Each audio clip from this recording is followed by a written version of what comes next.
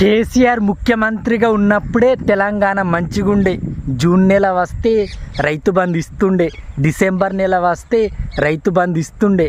కానీ ఈ రేవంత్ రెడ్డి ఎప్పుడైతే ముఖ్యమంత్రి అయిండో అప్పటి నుంచి మీరు చాలా గమనించండి. రేవంత్ రెడ్డిని ఏడ మాట్లాడినా ఇప్పుడు అబద్ధాలే మాట్లాడతాడు. ఒకటి నిజం చెప్తున్నా, రైతు రుణమాఫీ అన్నారు కదా, ఇప్పటికే చాలామందికి రైతు రుణమాఫీ కాలేదని ఉమ్మడి నిజామాబాద్ జిల్లాలో రైతులు ధర్నాలు చేస్తున్నారు.